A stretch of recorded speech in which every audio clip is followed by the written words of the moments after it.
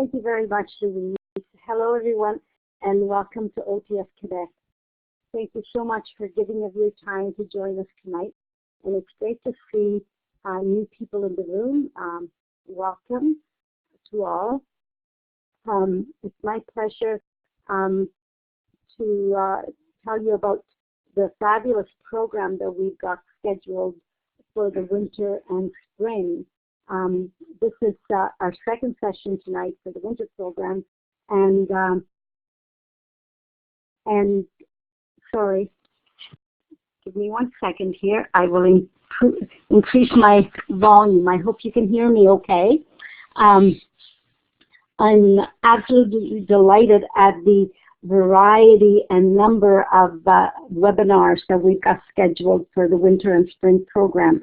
So I certainly hope that you will enjoy tonight's session and tell all your colleagues about it so they can join us for future sessions. It's my pleasure to welcome Susan Watt, who will be facilitating tonight's webinar on the journey to digital citizenship. This is a webinar on a topic that I think is very, very important and very much needed for a program like OTF Connect. Susan has facilitated a session for us on the fall program and is scheduled to facilitate a number of them throughout the winter-spring program. She brings a wealth of knowledge and experience to share with us tonight. Susan, welcome. I'll pass the mic over to you now. Thank you, Syria, and thank you, Louise. It's so great to be part of this format because so much of that back-end work is done by both of you, and it's great to join all of you. So welcome to everyone who's here on a cold Monday night from all over the province. Welcome. I'm just going to move on to our next slide and we'll get going.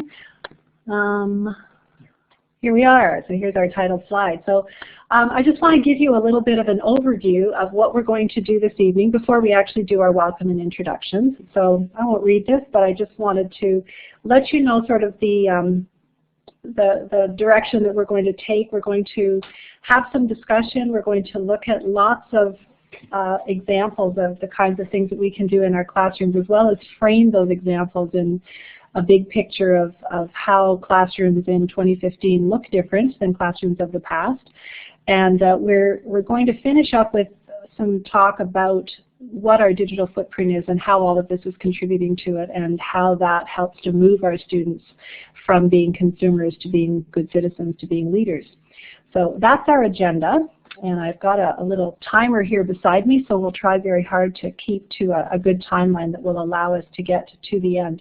I will encourage you at any time to ask questions in the chat or to put your hand up. I have built in 3 or 4 times through the agenda where I have a question slide, and we will take a little break and give you an opportunity to ask your questions at those times as well. But you don't need to wait for those. You can certainly ask questions at any time. So I'll introduce myself first, and then we'll give you a chance to tell us a little bit about you. So there's me. It's kind of interesting, isn't it, to be in a webinar situation where you don't have faces to participants and to facilitators. I work in the Waterloo Region District School Board, and I'm a seasoned educator, as I heard someone say the other day. I've been around for a while. I've done lots of different things. For the last 6 years, I've worked in our ITS department as a technology support teacher. So I work in the elementary division. We have 104 elementary schools, and my job is to support the teachers and the students in thinking about and using and learning about new technologies. It's a very exciting job. And previously I've done lots of different things, as you can see there. I'm also quite involved with our union, and for the last couple of years I've been the EPFO, on our EPFO executive, and I'm the equity rep. So I think you have contact information, but I'm also very active on Twitter as @SusanWatt, and I have a website, susanwatt.ca, in which a lot of resources are also housed.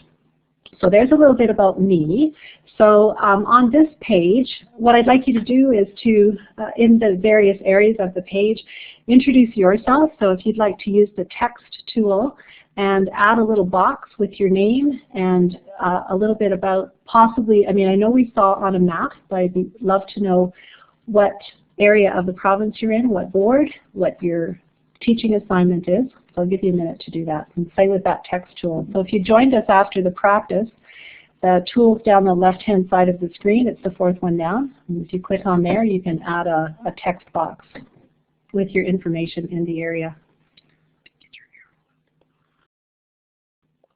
Where is that? I think I know.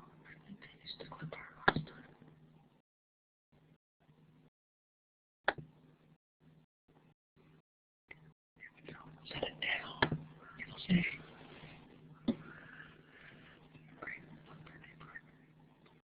Excellent. We're noticing, although the session was advertised as primary, junior, intermediate, there were a couple of people at the senior division that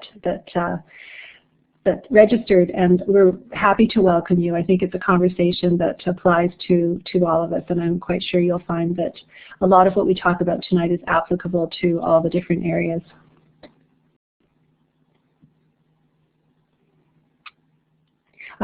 Louise did send me a list of those that had registered as of last week, and there's a wide range of teaching assignments, and I was pleased to see that because this is, as I said, a topic that applies to all of us in teaching, both for ourselves and our students.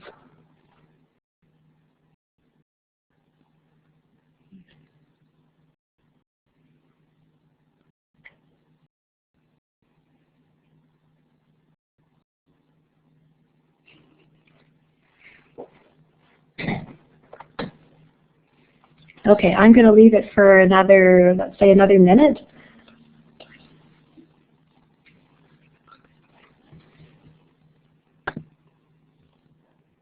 And if you've just joined us, there's a text tool on the toolbar that you can click on the text tool, and it will give you a text box anywhere on the screen, and you can add your information to our slide.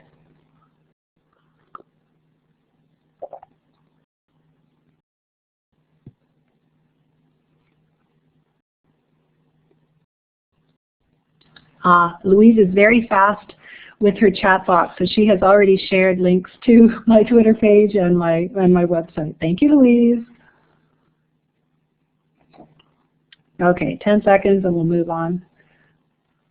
This is one of the drawbacks, I suppose, is that I can't leave this slide up for latecomers, but so as you can see, we've got a mix. We've got intermediate, senior, primary, junior, and some folks that are doing support roles in technology and search. So welcome to all of you. It's really great to have you here. So I'm going to move on. Thanks for doing that. This slide has 3 quotations about using technology, and Kevin Honeycutt and David Warlick are both American educators. I've heard them both speak at ISTE conferences, and then the third one is a Chinese proverb, and I thought I'd like you to read them and choose the one that speaks to you the most, that you connect to in some way, and put a clip art symbol near that one, so a happy face or some way of indicating that that's the one that you are feeling the most connected to. And if you would like to share a personal connection in a story or a comment, you're welcome to either put that in the chat, or if you'd like to talk, feel free to raise your hand, and in that little hand symbol above the list of names, and you're welcome to talk and to share your thoughts. So I'll give you a minute to do that. Don't be shy. I've been to webinars myself, and I know that sometimes it's you feel shy about speaking out loud, but don't be concerned. This tool works really easily.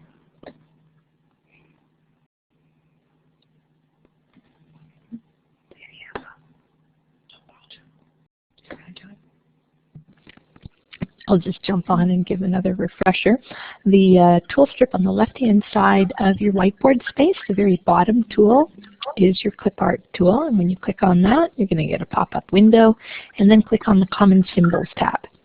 And that's where you'll get all those fun little icons. And when you click on the screen, it'll just drop the icon you selected there.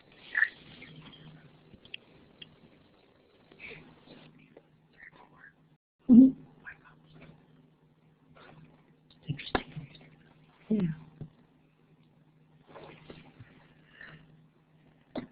Interesting that no one picked Kevin Honeycutt. thought that was kind of a cute one. I think that would, I'm glad to hear that you didn't choose it though, because I think if you're choosing that one, then your kids are feeling, yes, that they're not getting the guidance they need. So I'm glad to hear that you're not feeling that way about your students. So great, it looks like we have 16 in the room, so that's a good number. Thank you once again for coming tonight. Yeah, no one is on recess duty.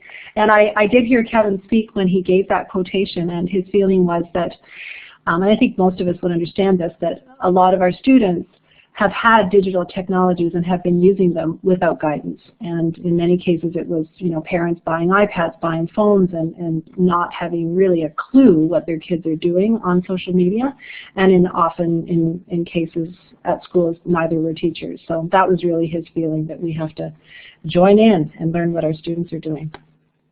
So thank you for doing that. I don't see any hands up, so we're going to move on.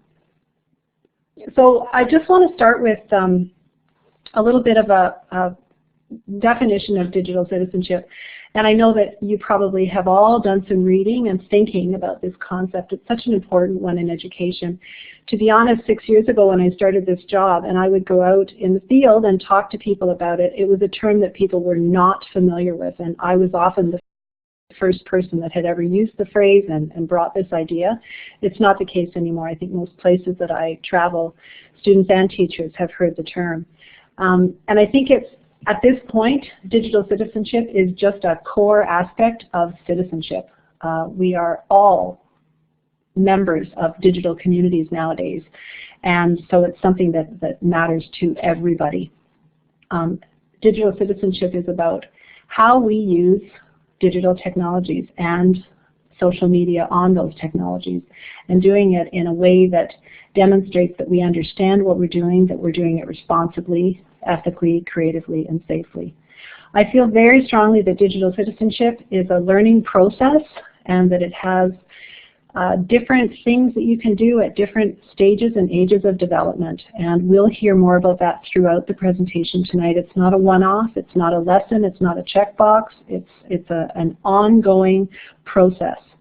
And I think that it also is a set of skills that develops most effectively through active participation in the digital world. And the analogy I often make with teachers and students is that it's like learning anything. If you're learning math, you learn it best by doing math. If you're learning spelling, you learn it best by looking at words and learning how to spell. To become a digital citizen, you need to engage in the digital world and build those skills through that engagement. So what we're going to talk about tonight really is framed around some of those big ideas. I entitled my workshop The Journey to Digital Leadership, and I just wanted to give you a little bit of an insight into where that phrase journey came from.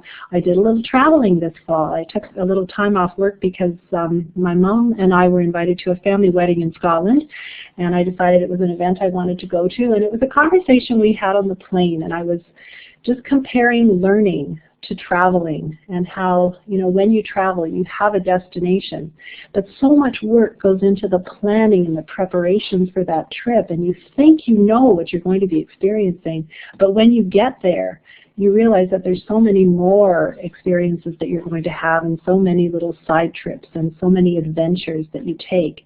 And then you come away from that journey, you come away from your learning with so much, you're so much richer, and with so many memories and great experiences. And I feel very much that learning is the same kind of thing. It's a journey, and all of the same types of planning and experiencing and remembering that goes into learning, goes into traveling. So I decided to frame this whole discussion on that concept of journey. So in terms of journey, we're going to take a little journey through, first of all, our learning environments. And learning environments have changed dramatically, and we're seeing in the last few years quite a huge change. So we're going way back in time.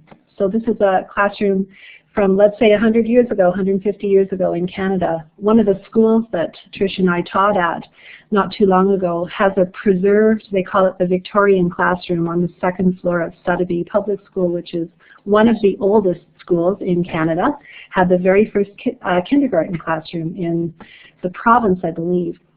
And they have a preserved Victorian classroom. And I love to show this picture to teachers and students and have them look at the materials used, the resources that you can see, the tools that are being used both by the teacher and by the students, how the students are arranged, how they're in their own separate learning space, where the attention in the classroom is oriented, and the fact that there are such limited resources. Where did the information in this class come from? And of course, any students that I know that have visited the classroom, the teacher was the fountain of knowledge and was the one that shared all the information. So this is a more updated picture of a learning space. And when I'm working with students and teachers, I just did this last week at a 7-8 school with 17 grade 7 and 8 classes, one after the other. I have them look at this picture and tell what's different and what's the same. And of course, they would say all the same things you're seeing. And they do notice, I had a couple of students mention last week that they noticed how the materials are no longer handmade, which is interesting because we've hit the modern age where we have mass production, so all the desks look the same. But of course, the significant part is that the students are all in their own individual learning spaces, and they're all facing one direction, and they're working individually. And I saw this slide first at a presentation by George Kurros. Some of you maybe have been fortunate enough to hear George. He's a Canadian educator from out west. He does a lot of speaking. Has anyone heard him? Maybe put your hand up if you've heard George Kurros speak. He's quite entertaining and quite engaging. Anyway, he calls this mind your own business learning. And I think, oh, I see some check marks there. I would say that every classroom I attended in my education career, so as a student in the 60s and 70s, my classrooms all looked like this. So I'm going to show you a more up-to-date classroom, and I'll ask the same question. What has changed and what has not changed? And of course, what has changed is the tools of the trade, and the desks are slightly closer together. We have students in pairs. However, this is still very much mind your own business learning. These are still students who are sitting in their own learning spaces, and they're working individually. They're still all facing the front. And the final slide that I'd like to show you of learning spaces is this one. These are all pictures that were taken in our local schools here in the Waterloo region in the last year. And they're all grades, from primary right through to secondary. The large one in the middle at the top is a secondary classroom. We have every other grade level. I took some of them. A couple of them were taken from our system video that shows our goals for student achievement for the year. So same question, what has changed and what's different? And of course the big thing that's changed is that these students are all working in groups. There's no desk, there's no arrangement. They're in many different learning spaces. I can hear conversation happening. I can see the kids having fun. I can see engagement in their learning. So these are the learning spaces of today. Now, of course, the big question is, why? Why are we changing? It's not a whim. It's not just because somebody had this cool idea that maybe this is the way classrooms should be. There's a very good reason. And I'd love to ask both students and teachers just to speculate on what they think those reasons would be. And then we talk about it. And it's because our work environments have changed. And what our students are going to do when they finish school has changed. So this is a work environment from around the same time as the Victorian classroom picture. And so taking a look at this, I love to ask the students, what are they doing? Somebody inevitably knows that this is called an assembly line or a production line. And I ask the students, what skills do these workers need to do this job? And what skills do these workers not need to do this job? And of course, the skills that they do need are patience, stick-to-itiveness. Feel free to add any other words that come to your mind in the chat. They need focus. They need to be able to stay in one place for a long time. And of course, those are skills that were definitely reinforced in Victorian classrooms. If you've ever been in one, and I have, you have to sit up straight. And if you don't sit up straight, you can expect a ruler slap on your desk and you will snap to attention. One position for the entire school day. Following rules is a important skill. What skills do you not need? Math, science, history, geography, spelling. In fact, language skills, communication skills are completely unimportant. So, how, and in Kitchener-Waterloo, which is where we're from, this was quite an industrial area 100 years ago. We have a large city core, both in Kitchener and Waterloo, of vacated, old, beautiful factories. And these big old buildings, everyone in this area is aware of them. You drive anywhere downtown and you see them. They've been purchased and they're being renovated into condos and businesses. But a great number of them right now have been purchased by tech companies, and they're being completely revamped into working spaces that look a little bit more like this. Slide is coming. Coming. Okay, come on, there we go. Hope two don't go. So top left corner is actually one of the buildings downtown that used to be a tanning company, and kids usually know what a tanning company is. I have them describe it. But that building has been purchased, renovated, and it's now housed by Communitech, Desire to Learn, and Google. And the pictures on the page are all taken from some of those workspaces. So this is a great conversation to have with students. I usually leave them with a group right now to have them describe how does this workspace look different from the workspace in the previous picture. And they will mention all the things like the color and the light and the flexible workspaces and the varieties of technology that are available. But of course the big question is, what skills do these people need to work in these types of workspaces? And what types of skills do these people not need to work in these spaces? And the academic skills start to take on increasing importance. There's no doubt that to work in these kinds of environments, particularly in the technology sector, that math, science, engineering skills are very important. None of these companies hire except top employees. And the people skills is the really big part. Communication skills, problem solving. These are not people who look like they're waiting for their boss to tell them what to do. These are not people waiting for their desk to be snapped with a ruler before they snap into action. These people are self-starters. They're problem solvers. They're collaborators. And there's no doubt then that classrooms that look like this are helping to build these learning skills that our students are going to need to be successful in the workplace. And that whole conversation just kind of helps to frame some of the reasons why we're doing some of the activities that we're doing in our classrooms. So the next set of conversations is really about our learning tools, and I'll go quickly through these, but we've moved from this to this. And this tool, this paper pencil tool, has been prevalent for 100 years. I mean, we've been using paper and pencil primarily as our mode of communication for our thinking for 100 years. But slowly, over the last decade or two, this was the first model of technology that entered into our schools, and it worked in concert with paper pencil. We certainly didn't give paper pencil up in this world. And why not? Because this was a lab. This was a separate room in your school. You left your classroom, you got up, you walked down the hall once a week, once every 2 weeks, and visited this room. It tended to be a special event type thing. It didn't tend to be necessarily closely connected to the learning that happened in the classroom. It couldn't. It was too infrequent, and it was a separate area of the school. So over the last, in our board, 5 to 6 years, we've seen this change to any number of these mobile devices, which we introduced our first iPads in Waterloo 4 years ago. We had iPods the year before that, so it's been 5 full years. But in those 5 full years, the rate of change of how we use technology has been incredible.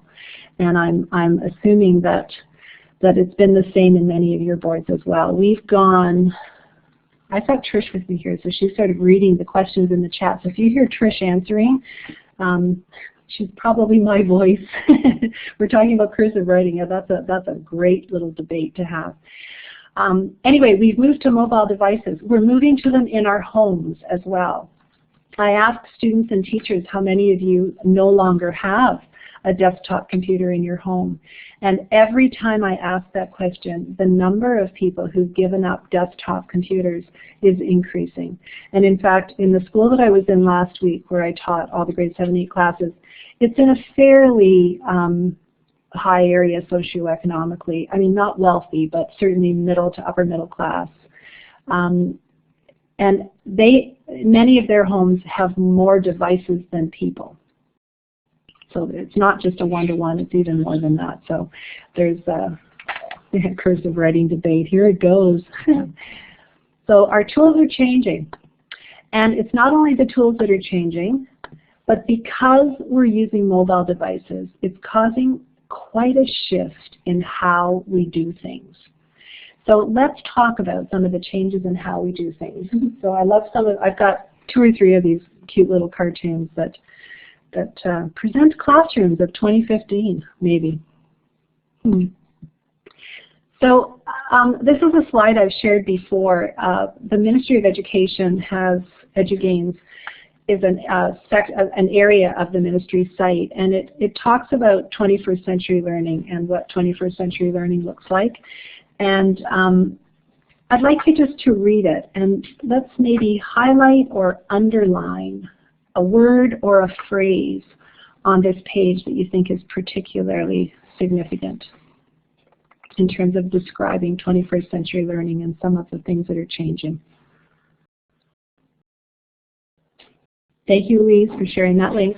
The link's at the bottom of this page, and you will have this slideshow when we finish.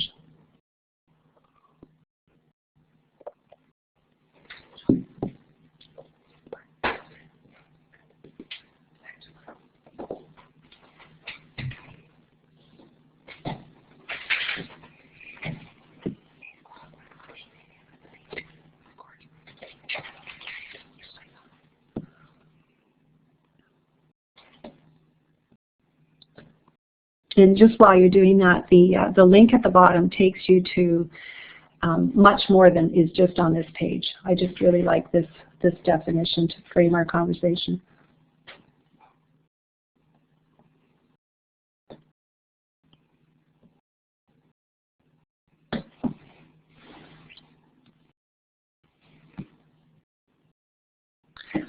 When I was putting this together, my slides about the old classroom and the assembly line workspace are relatively new. I've just started using those in the last couple of months.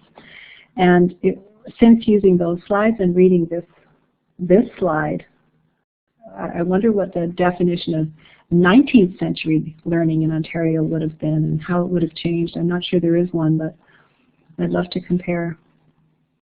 Anyway, I think you're zeroing in on the skills necessary, which we've been talking about in the last few slides, and how our tools and skills have definitely changed. So thank you for your contributions to that. I love this image. Some of you may have seen it. It really has been traveling social media in the last little while. But I really like it because it shows on the desk and on the walls some ways that we used to do things. I'm pretty sure I've done all of those, and so have you. And around the outside, at the end of the arrows, are social media tools, social networking tools, which have all been introduced within the last 10 years. And in some cases, they have actually taken over, and we're not doing things in the previous way. When I show this slide to both teachers and students, I usually have them pick one that they're very familiar with and describe how we used to do it and how we currently do it. And that's really a fun thing to do. I would recommend that you do that with your students as well. You know, Instagram is often chosen by the students, and they all have photo albums and photo frames in their homes, and yet most of the students that I meet, certainly at the 7-8 level, and I would expect in high school, Instagram has become very popular, a popular way of sharing images. And we're sharing moments in our lives and special events through Instagram now. And how many of you are still printing photos? I almost never do it any longer. Usually it's for some kind of special occasion, but Photos are now shared in very different ways than they used to. So that's really the point of this slide, is that we have replaced previous ways of doing things with new technologies that were not available 10 years ago. It's just another one of these. Don't you just love that teacher? Just look at her. Okay, so moving that shift into the classroom, I'm going to show you a couple of examples of things that have shifted in classroom practice that I've witnessed in the last couple of months. So this is a grade 7 project, and it was a teacher at one of our schools who showed this to me, and she said, this is what I've done with my grade 7s in the last couple of years. I hope you can read that text. It's basically a fill in the blanks about a historical character from the 7 Years' War. Paper, pencil. She said, I'm sure that nowadays there are ways that I could do this differently. So we did some brainstorming and we Googled it. We went online, we looked at lots of different opportunities, and she decided to choose Glogster. And so a Glogster allows you to make an online poster, and as you can see, it allows you to choose templates, and you've got different kinds of font, and bring in images, bring in video, bring in web links. So all of the same information that would have been on paper is here, but it's much richer, it's much more in depth, and it gives you opportunities for sharing beyond the piece of paper, which probably didn't get shared at all, other than between student and teacher. Whereas once it's online, it can be shared with a much wider audience. So there's one example, and the other one that I gave last week at the school I was visiting, this actually came from that school. So the grade 8 science and technology teacher at this school has been at the school for quite a while, and every year in grade 8 they make catapults. And she said to me, we're doing catapults, they make them out of a variety of materials, they all bring their phones to school. Isn't there a way that they could take pictures and then share them somewhere? So if we did that, where could we share the pictures? So we looked at maybe a blog, maybe a website. And she said, but a blog and website would mean I'd have to do it. Is there some way the kids could do it themselves? So we settled on Instagram. She sat down with a couple of grade 8 students. They helped her set up an Instagram account and a hashtag Gator Science, and then they shared their catapult, either pictures or videos, to Instagram. And any students with Instagram accounts could then go and share their pictures and look at each other's and like them. And the project didn't change, but the sharing changed. Now kids were able to share their pictures with families, with relatives that live outside of Canada. She was able to share these pictures with other grade 8 teachers and started a little networking group. So pretty interesting. And what I did next with both these students and teachers was to have them think about a paper and pencil task that they've done in the past and how they could change it up to be something different. So, you know, we're not going to do this tonight, but it's a great activity. I'm actually going to a staff meeting this week at a 7-8 school and doing the very same activity. The principal's keen to have them really examine how they've done things in the past and how technology can support them to do it in a different way, certainly when we're communicating. So what's happening with our mobile devices is that there's a whole set of tools available to us now called social media. And as I mentioned earlier, social media is new. It's 10 years old. We had our first social media, I think, in 2004. And in the last 10, 11 years, there's been an explosion in the number of opportunities for us to communicate online. And that's what social media is. It's interactive, back and forth communication. The web went from a place where we looked at pictures, websites, information, to all of a sudden being able to interact with it, to respond to it, and to question it, and in fact to post our own. And this was the big switch from Web 1.0 to Web 2.0, was the introduction of interactive social media. And it's moved into the classroom, and that's what I'd like to talk about in the next set of slides. So there's a few examples on there. Before I started working with social media with teachers and students, I, for myself, decided I would like to know what kids are doing with social media. So what I did was I created 3 or 4 different questionnaires about how kids use social media, and I gave them to everybody I visited, I think from last June for about 3 or 4 months. Every class I visited, I took a few minutes, I had them take out their device and to share with me some information. So those are just screenshots of two of the surveys that I created, one for primary, junior, and one for intermediate. I had one for teachers as well, and I'm just going to whiz through these slides really quickly. But these are the results of what I found, and it's quite interesting. I want to just say at the outset that I didn't do this for a master's thesis or anything, so this is not carefully documented and it's not numerically accurate. This was general trends that I was interested in. So for primaries, what devices do they use? What are the most popular things that they do with their devices? And what are some personal accounts that little kids are using? And interesting, of course, because Facebook, Instagram, and Twitter are 13 and over. So these are accounts that they have either set up with a parent, with an older sibling, or lied about their age. And they proudly tell me that until we move into the next part of the conversation. But anyway, that's what primary kids are doing. And in terms of, I also asked these two questions on the survey. Where did you learn about social media? And how often do you use social media? So I'm sure if you're a primary teacher, you'll be interested to see this. Because these trends definitely change as we move up to the older students. Yes, I use Google Forms now to do this.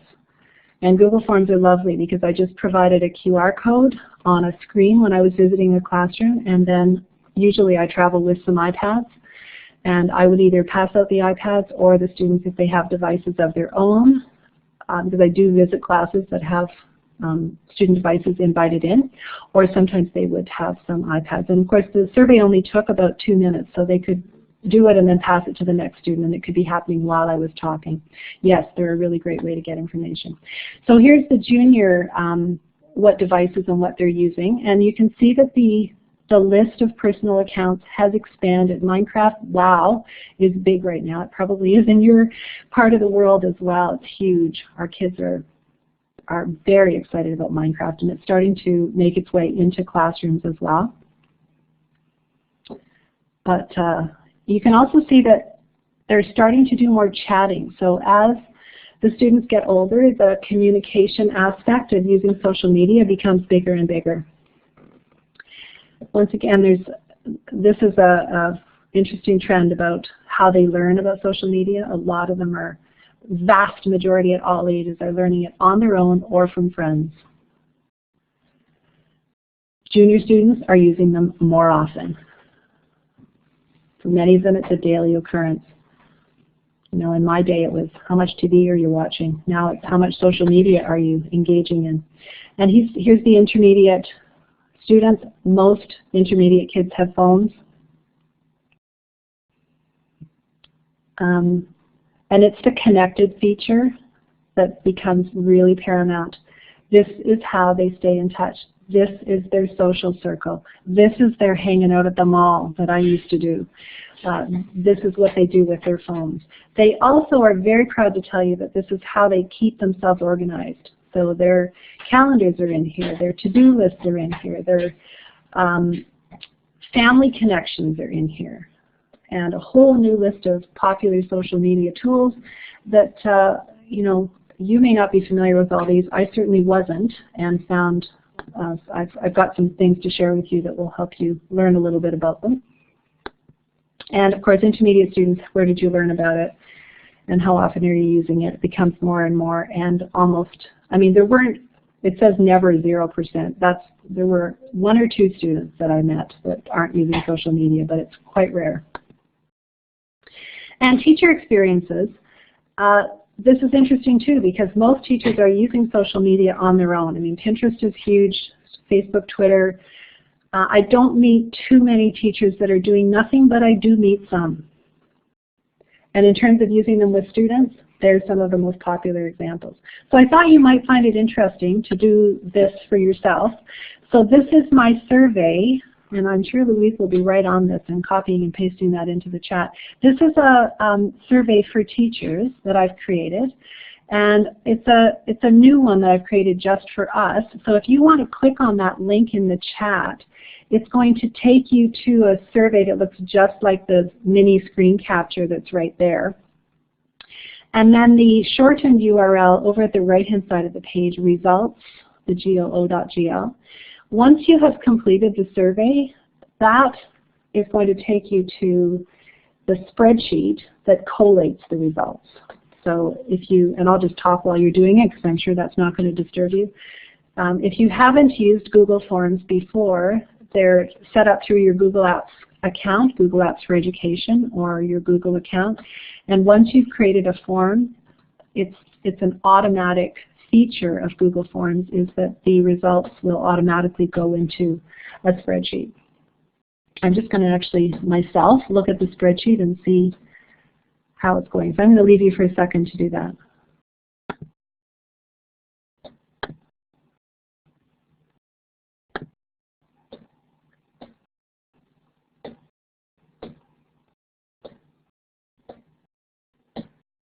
Okay, a couple of people that are in it. No one's responded yet, though. I didn't write any of the extra ones. Is your microphone?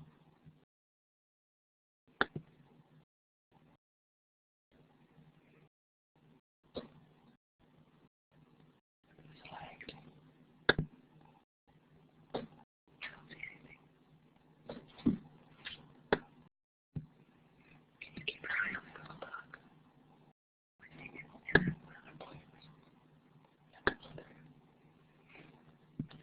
Okay, I was just looking at the Google Doc and the spreadsheet is working. I don't see anything in there yet, so I'm not going to worry about it. I will, if there's something wrong with it, I'll fix it and I'll share that link. Okay, they're popping in now, good. So it's just a tiny bit of a lag. So I'll just give you another minute to finish up with that survey. Elaine says, shh, I can hear you. Yeah, I didn't turn my mic off. Trisha's sitting right beside me, so we're sort of whispering. I will try not to do that, sorry. Me too. Smiley face from Syria. Okay, I guess we don't really need this slide on any longer, so I'm going to move on, and you are certainly welcome to continue with filling out that survey. So the next little part of what I'm going to do is talk about social media in the classroom and show you lots of examples of ways that we can use social media and digital technology in the classroom using mobile devices. But before we get there, are there any questions? You can either put them into the chat or you can talk. Put your hand up or just go right ahead and grab that microphone. And welcome to our newcomers. I see that there's a couple of people that have either just returned or just joined, so welcome.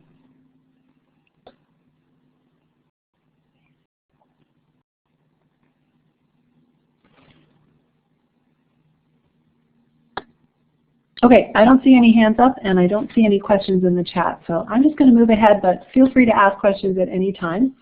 So in terms of social media in education, I think there's a lot of great reasons for using it.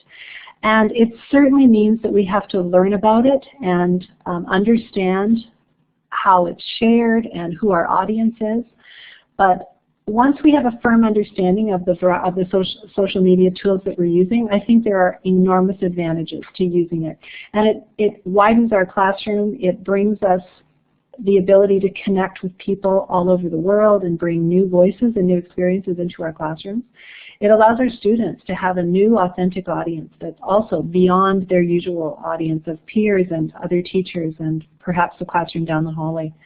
So I've listed some of the advantages on there, and I love to share those with teachers because I think that although we have some nervousness about this whole new area, I think the advantages far outweigh the reasons not to do it, and I think there are reasons to overcome some of our reluctances around using social media. So let's look at some examples. So social media in the classroom, these are the examples that we're going to take a look at. Okay, Trisha's just saying that there's a bit of a lag. So are we looking, I think we're looking at social media in education. So here's, okay, no, I'm looking at a different slide than Trish is. Sorry about that lag. The reason it's lagging is I've just loaded the second half of your presentation, so it should catch up in a moment. Okay. Okay, that's great. Good. So when we get there, the slide that's called Social Media in the Classroom just has a list of a variety of social media tools that we're going to look at some examples of. So it's blogs, wikis, and teacher and student websites is where we'll start. Looking at Twitter. And I'm very curious, well, I'll ask you when we get there to Twitter. We're going to look at Bitstrips for education, Google Apps for education. We're not actually going to look at Edmodo and Facebook, but we'll talk about it using Instagram, Skype, Google Hangouts, and Today's Meet. Good, so I'm taking a look. I'm actually going to go to the Google form just really quickly, and I'm going to make sure that we're wrapping.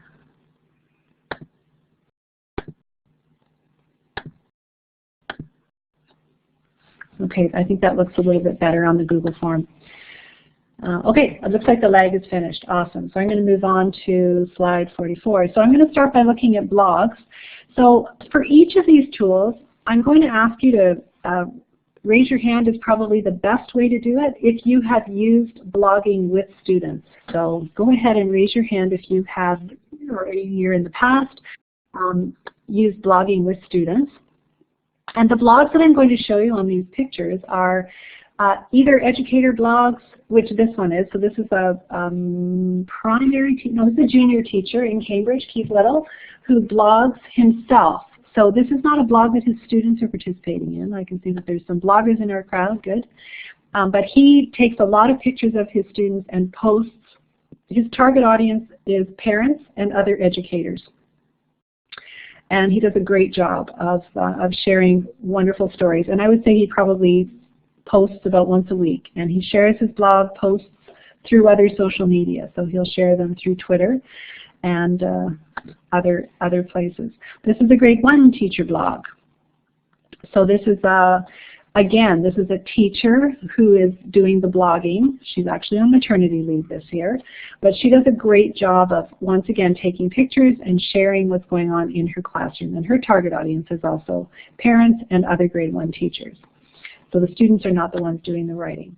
I love giving students the opportunity to write. This is a blog that I actually created last year when I visited a grade 7 and 8 enrichment class, and they were blogging about equity novels. So these were all novels that had gay characters, and I was trying them out with a wonderful group of open-minded students, and I had the students blogging about their reading, and they loved it, and I heard amazing things from them. So I would create a post, and they would create the comments, and their comments were public, and other teachers, parents, and each other were able to see their comments. This is another student blog, and she actually has her own website, and this was a blog that she created on her website, and this was a little project that she did, and this is her writing. So, and as you can see, she did the post, and then there were 2 comments that were made by classmates of hers.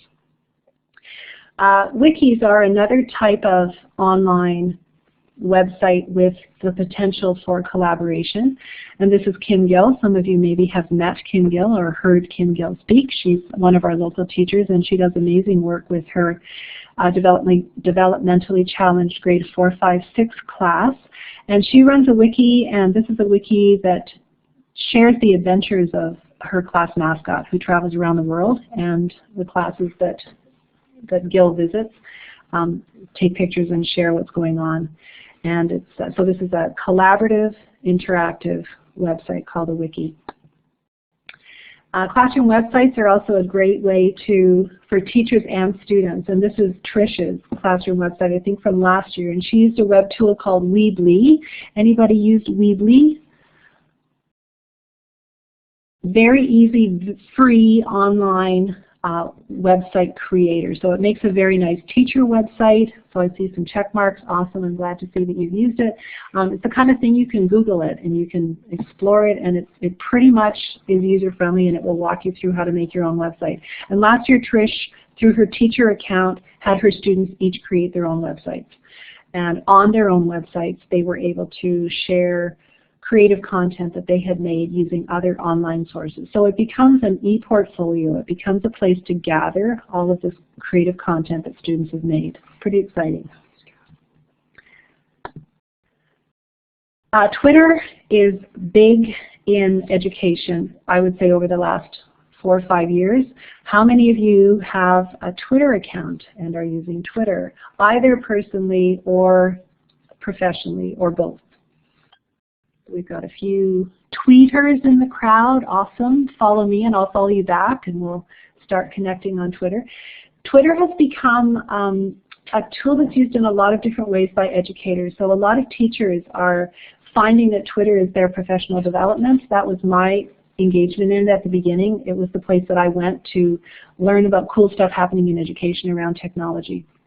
A lot of teachers are using Twitter with their students, and they're using it as a place to connect with families, so they can take a picture of something happening in the classroom and then parents can see it in the moment.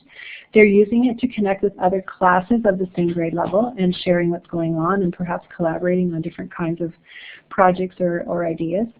And they're using it as a place to give students an authentic audience for their writing and teaching students how to write tweets and then taking turns writing comments into Twitter. So here are some examples of Twitter accounts. This is a primary class in Cambridge.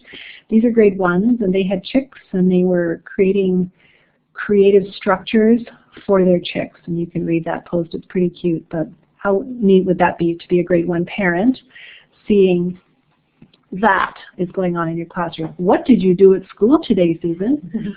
Nothing. Cool, but I see that you built well, you can see how that would be a great conversation starter. This is a Twitter post from Scott McKenzie, who's a grade 3-4 teacher in New Dundee, and he does a lot of really cool stuff, but he's having his students code these Lego robots, and you can see that they had a little challenge, and this is before and after pictures of the robots, and that's a very recent one from just before the holidays. This is a grade 6 class, I believe, and they took a picture of something and the graph and the student hands. You can see that none of these involve student pictures. Most of our teachers are being quite careful not to include pictures of students, and a lot of teachers are concerned that how can we use social media because we're giving away private information. And I think we just have to be careful about that and make sure that that's not the content that we're sharing. This is a grade 7-8 class at West Heights Public School, and they're having a mock UN summit. They're using a tool called Today's Meet, which we'll talk about shortly, and they took a picture of it and then tweeted it out so that parents and other people could see what's going on in their classroom. A lot of people use Twitter to connect with, and Colonel Hadfield was an amazing user of social media. And I know quite a number of classes that created Twitter accounts just so they could follow Colonel Hadfield in his travels because he tweeted out the most amazing stuff. And in fact, he actually wrote to students and classes and would respond. I mean, he felt it was a connection that he wanted to make individually with as many people as he could. So he was an amazing motivator for using social media. Bitstrips for schools. How many of you are using Bitstrips for schools? This is about 3 years old, I believe, but 4 years old maybe, that Jesse Brown, who's the creator of Bitstrips, created accounts. There were accounts created, and it was OSAPAC licensed for every teacher in Ontario. So you can get your Bitstrips account by going to Bitstrips for Schools. If you've never used it, it's Bitstrips for Schools as opposed to just Bitstrips. And it's a free account for teachers. And it's a great, it's a comic maker, yes, but it's far more than a comic maker. It's a social network. It gives you a place to practice the protocol around using social media appropriately. They can comment, as you can see down the right-hand side. They've got all the little symbols down at the bottom like we're using in this platform and that so many social media platforms use. And kids think they know how to use these tools. They're quite simple, but there's some etiquette around using it. There's some ethics around using it. And so using a tool like Bitstrips for Schools in your classroom gives you a very real opportunity to practice these skills. We can talk about being kind and respectful and using these tools appropriately, but until we actually do it, the learning hasn't taken place. And I think we know that from all the learning that students are doing. Okay, Mel says I was using Bitstrips 7 years ago. Okay, so I was a little out of date with my timing. Time flies. Instagram, I would say in the last couple of years, has become pretty big in some of our classes. And this is Ryan Wetlaufer, who's a grade 7-8 French teacher, and he started using Instagram last year. He also uses other social media tools, but he found that Instagram is the one that captured his students the most.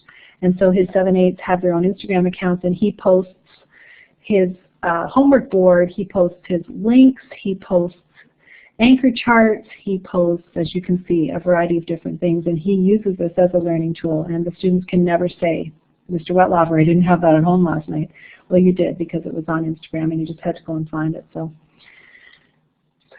okay, a Google Apps for Education. We're new in our board in the fall of 2013. How many of your boards are using Google Apps for Education? This is an amazing opportunity for students to manage their own account, learn how to manage their own documents, care for their online files, create slideshows and presentations and Google Forms and all kinds of things. So it's a great tool, and if your board doesn't have it, they're probably investigating it because it's an agreement between Google and boards of education. The basic services don't cost anything, and again, it's a wonderful platform for giving students a lot of different places to practice their social media skills. In terms of, I mentioned Skype and Google Hangouts, and I want to, this page has some amazing links to global organizations. I mentioned that through social media we can reach out to a much wider audience than we've ever been able to do before. I'm not sure, so each one of these is a link. Louise, would it be better for me to... I'll drop all 4 of those links into the chat for you. If I wanted to take maybe we don't have time, maybe we'll do that. You want to do a web tour? We could do a web tour, it's up to you. If I click on the web tour button, I forget what happens. It becomes a browser. Okay. And now you can drop the link in yourself up there. Okay, hang on just a second. I'm going to drop that link in because I'd like to take a look at...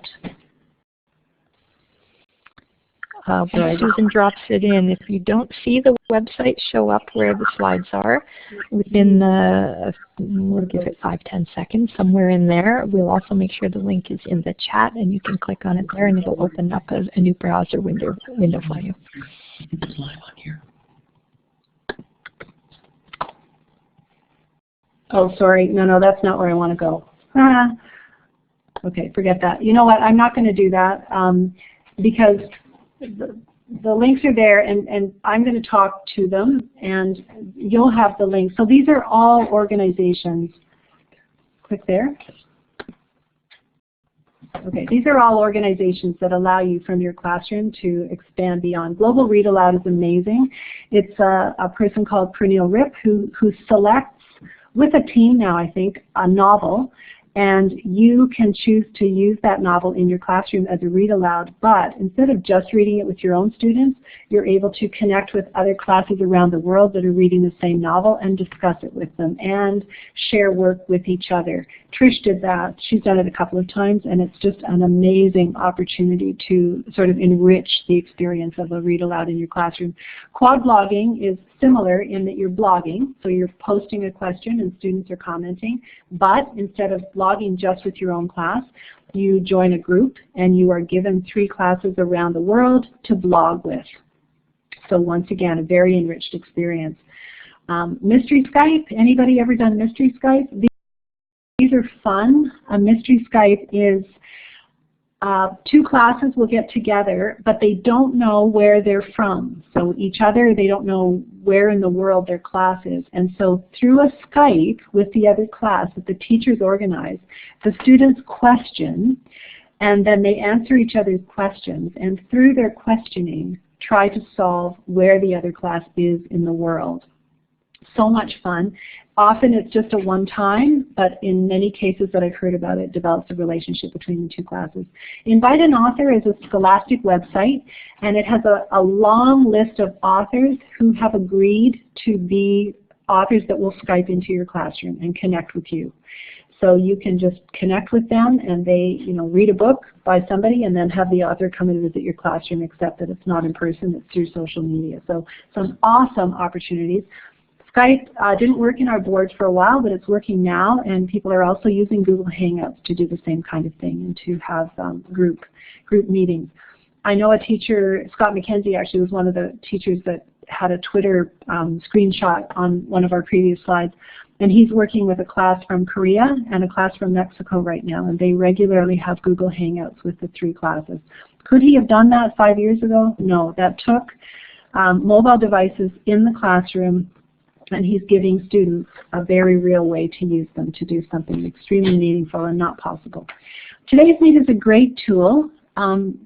Who has used Today's Meet? Today's Meet is an online discussion area.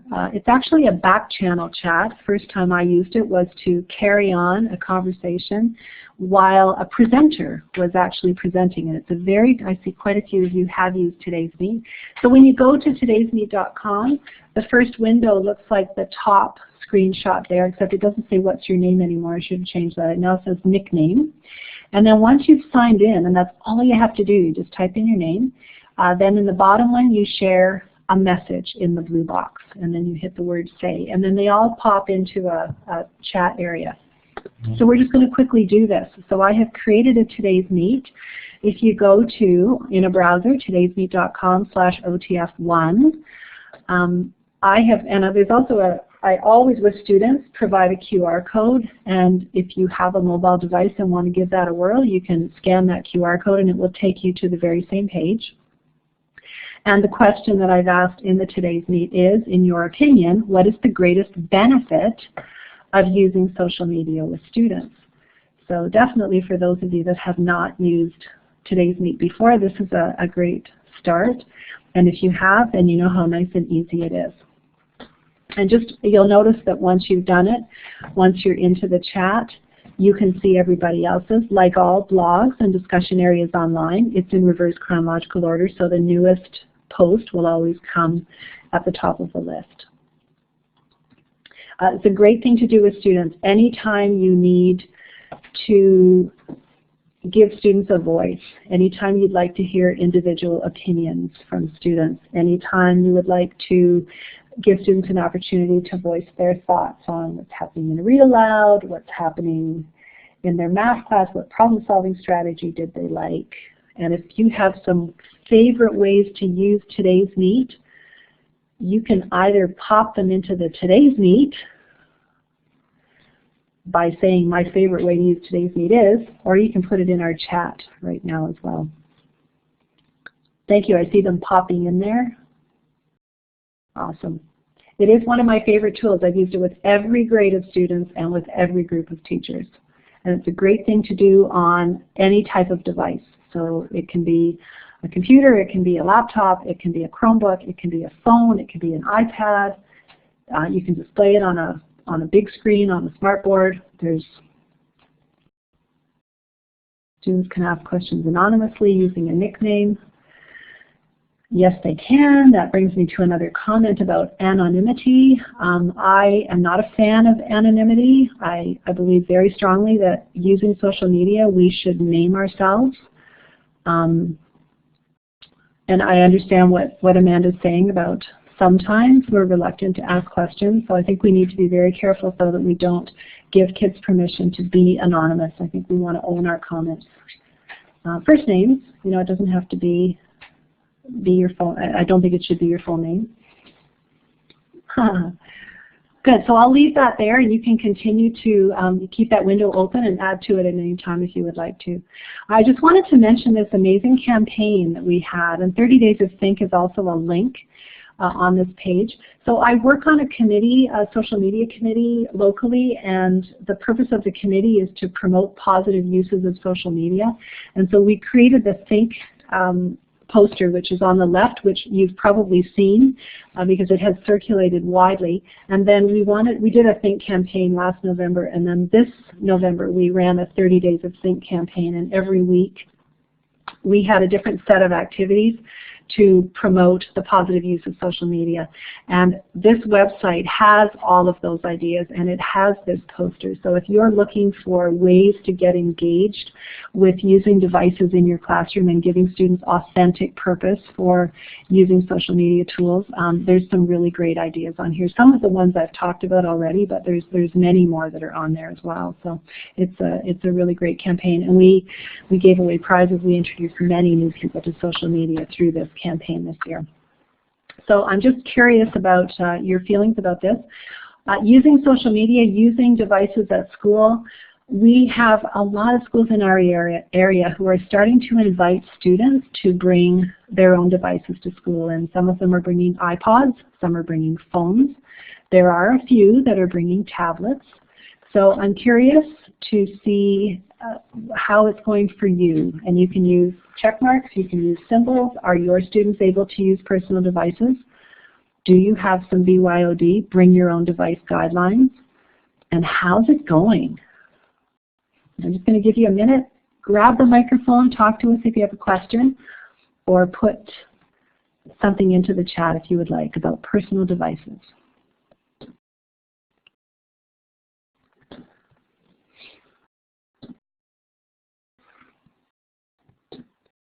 My goodness, the time flies in these webinars. And close. Yep, I'm pretty good.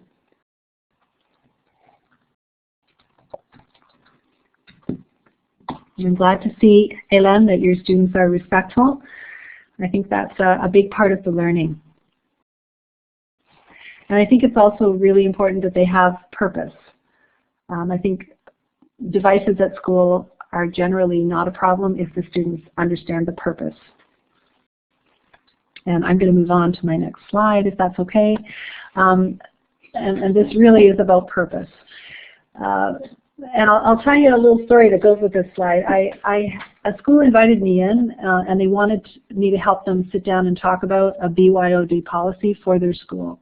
And I said, well, before we do that, can you tell me what you're doing with devices? And they sort of said, what? What do you mean, what are we doing with devices? The teachers really weren't using devices. They had iPads, but they weren't really using them. And I said, well, what do you expect the students to be doing with their devices? And they didn't know. And I said, well, that's like putting the cart before the horse. Before we bring the devices to school, we have to develop a very real need for the devices. And they hadn't. And so if you were to introduce devices before the need, you end up being a device police. And that's not what we want. Whereas in another situation, they were using their school iPads and their school Chromebooks, and they developed all kinds of ways that devices were used at school. And then the student says, hey, Madame, I've got an iPad at home. I could do the very same activity on my own iPad. Could I bring it to school? That's when the iPads and the personal devices are going to be used well. So very important that the order makes sense. So everything that we've talked about tonight is helping you and your students build what we call your digital footprint. And I'm so encouraged when I go into classrooms nowadays, because digital footprint, once again, was a term that no one had heard of 5 years ago in my travels. And now when I go into schools, most teachers and students are quite familiar with what their digital footprint is, your online record of everything that you've done.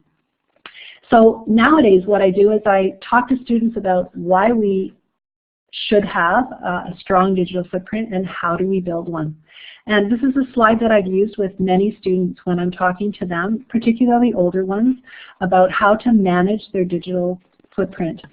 They need to take charge. They need to be creating accounts and setting up online content so that it can be shared and so that they can be found. And this is when, I'll come back to owning your content.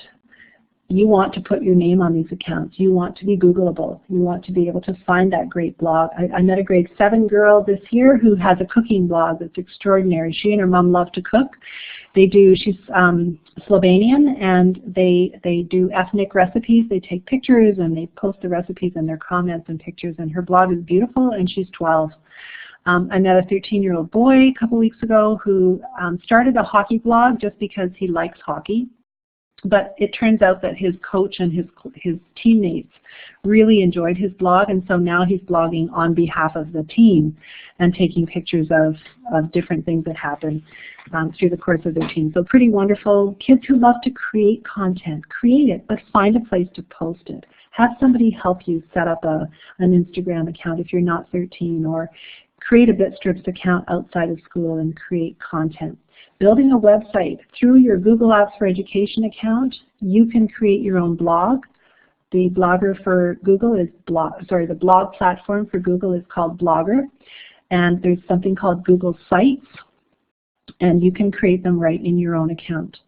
And it's not just students, of course, it's teachers as well.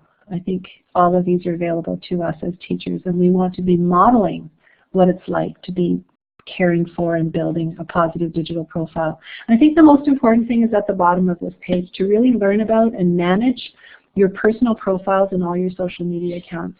I talk to students often about this. When you're signing up for something, you should know what you're signing up for. Research it, investigate it, learn how it works, and then manage it intelligently. So we don't sign up for Snapchat just because my friend says it's cool.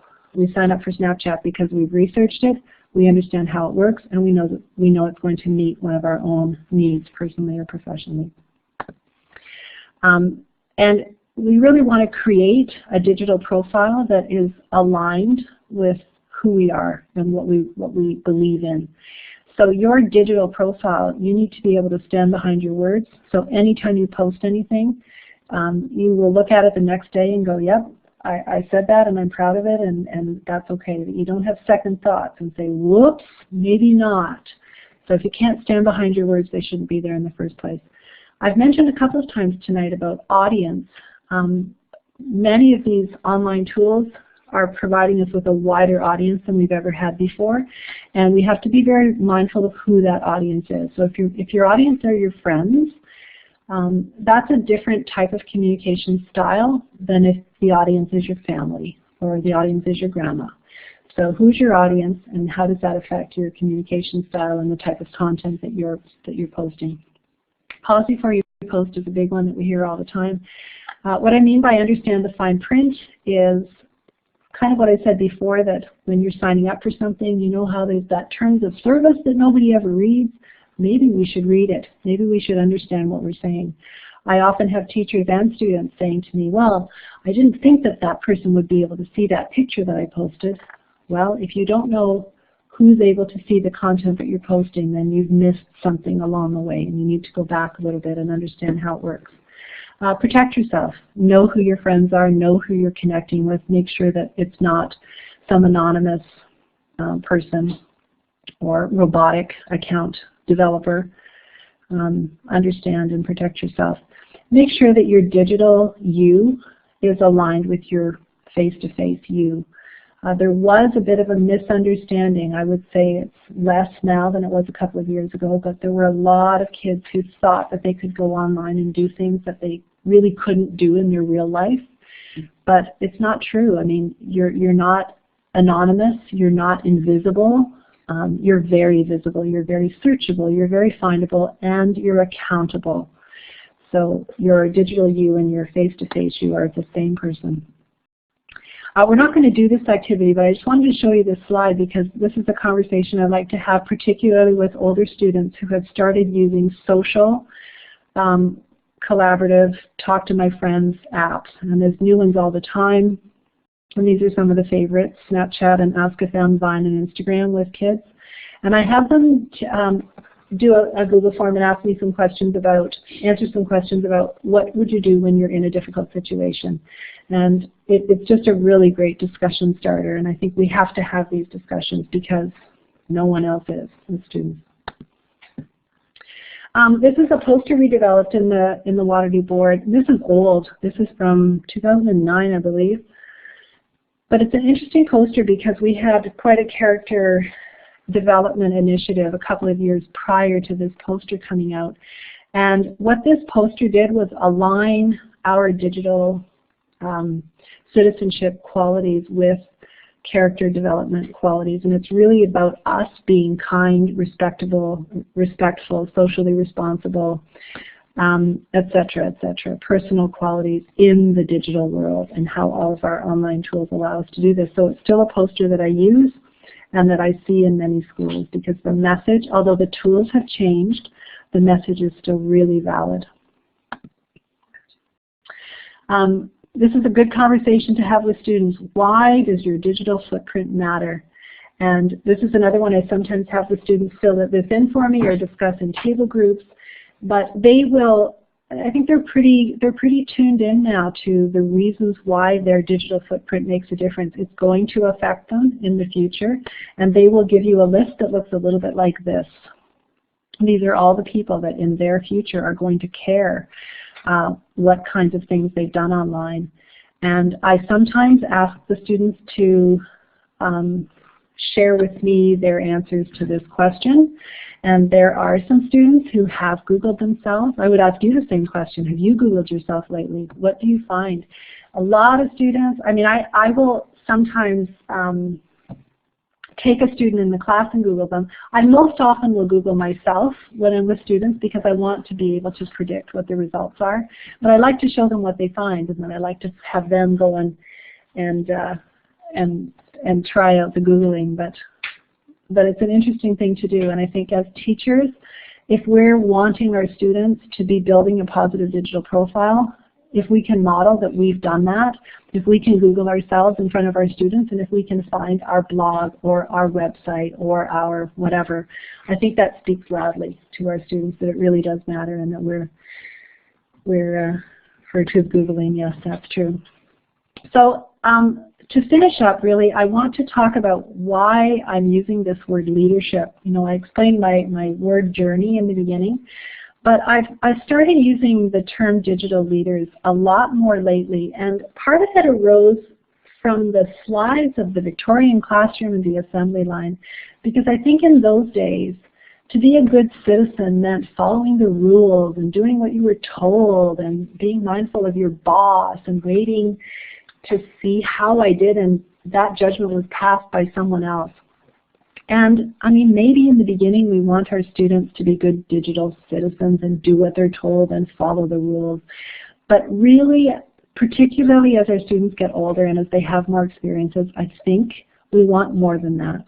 And I think as we think about these students going off into the work world and working in those open space, technology-rich, 21st century work environments, these are some of the skills that we need our students to have, and these are leadership skills.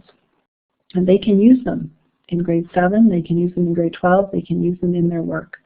We want students that are independent thinkers. They're not waiting to be told what to do and how to think. They can think for themselves. They're not waiting for their boss to tell them what to do. They're not waiting for the bell to ring for the learning to start. They have a device. They can take it out. They can be reading, Googling, searching, blogging. They don't have to wait for you. These are students who are problem solvers.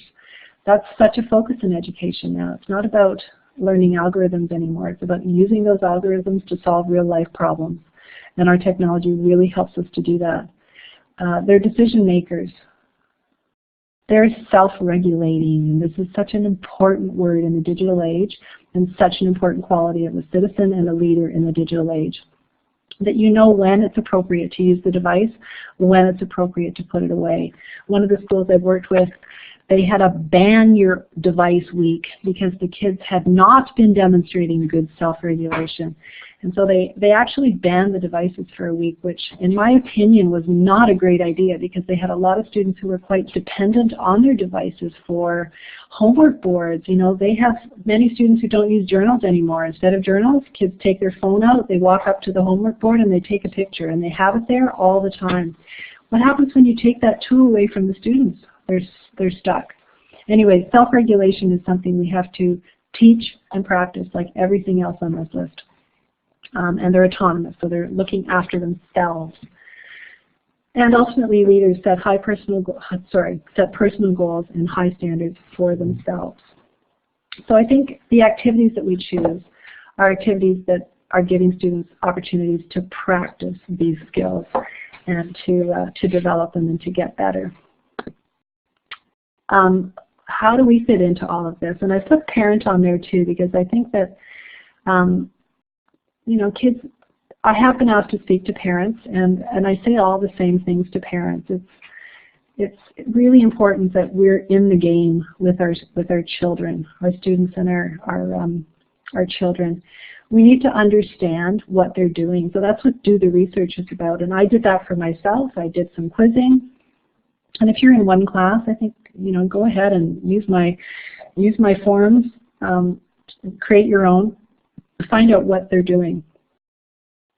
As I've said a few times tonight, you modeling ways to use these tools and your understanding of and creation of and maintenance of a positive digital footprint is really important. Encouraging that self-regulation and balance, and really being involved, getting in the game with them, and showing support for their skill development.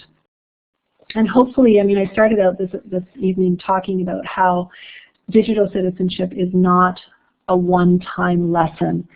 And, you know, I have to confess that I do get emails and phone calls from principals who will say, Susan, we've had a lot of incidents in our school of students misbehaving with their phones, taking pictures in the bathroom. Could you come and do a lesson? And really what they're looking for is a fix. And I will say, well, let's have a meeting and let's discuss what we can do about that. And I usually give them a long-term plan. I mean, yes, I can help and I will be there to support you and your teachers, but it's not a one lesson that's going to fix your problem of kids taking pictures in the bathroom. It's about you developing a program where digital literacy skills are being built. And it's long-term. It'll take more than a one lesson. So I'm actually going to look at my slide right after this because I think the last one is resources, yes. So before I get to resources and talking about some of the great material that's out there to support you in this work, are there any questions that have not been asked already in the chat?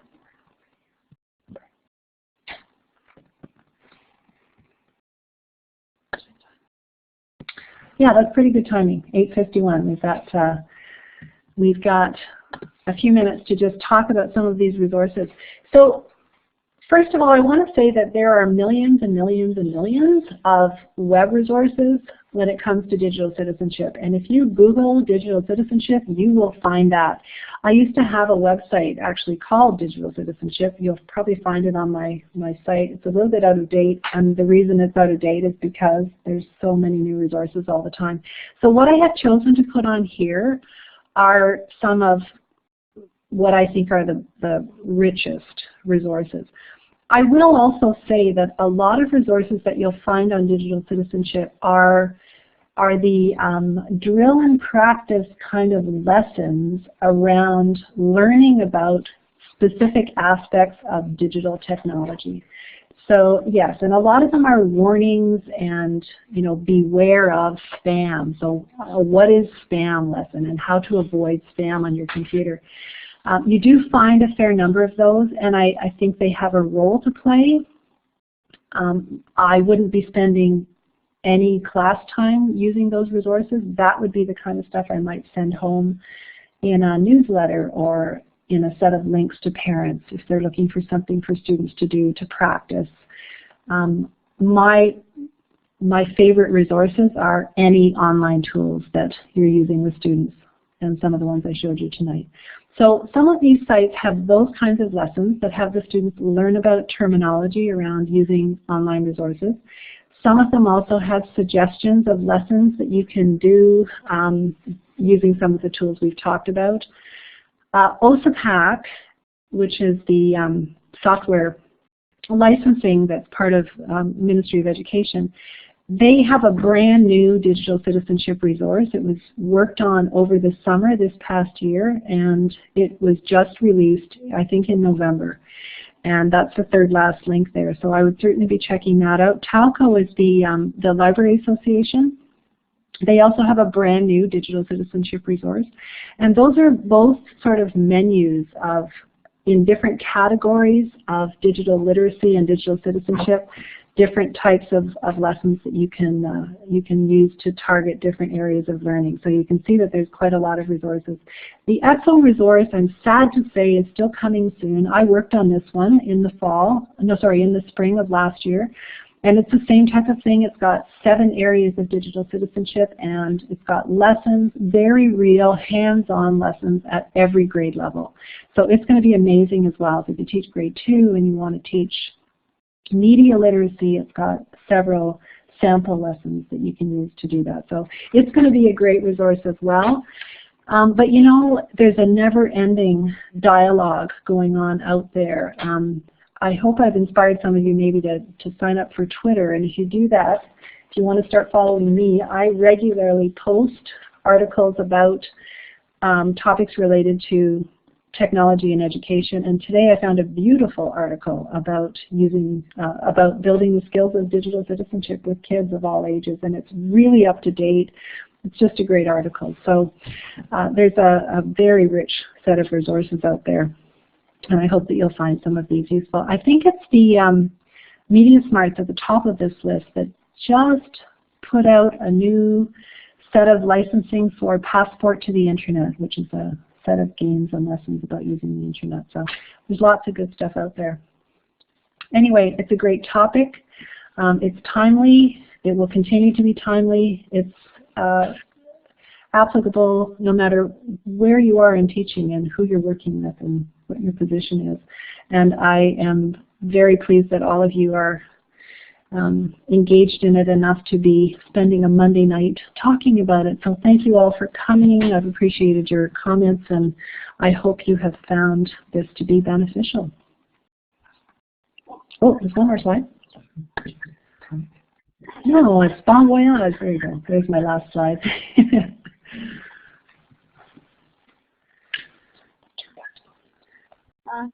Thank you so much, Susan. It was a very thoughtful presentation. You highlighted and discussed so many tools that teachers can use to effectively and safely engage students through social media. I think this is so important. Being so careful and respectful of students' private information, and at the same time, teaching and guiding students. This is important. Making them aware of digital etiquette and their responsibilities. So ultimately, students can create a responsible digital image and footprint of their own, and guiding them to become digital citizens and hopefully digital leaders. Thank you, Susan. Thank you very much. I'd like to thank each of you for giving of your time to participate in tonight's webinar, and certainly hope you found many useful ideas to apply to your classroom practice. Remember that Louise will send you a follow-up email with the links and resources that Susan shared with us tonight. Please do take a few minutes to fill in the exit survey. The link is in the middle of the page that Louise has just put up.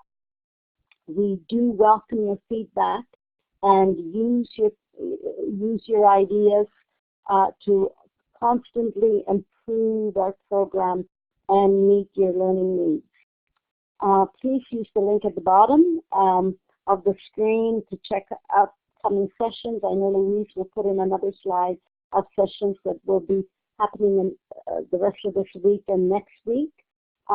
Do share these links with your colleagues because it's always great to have new participants. We have new participants here tonight, and hopefully you can share with your colleagues so that we can reach out to as many teachers as possible. I'd like to thank Louise, who always makes all her support work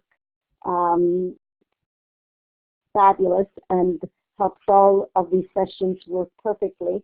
And thank you all again. Have a good night, and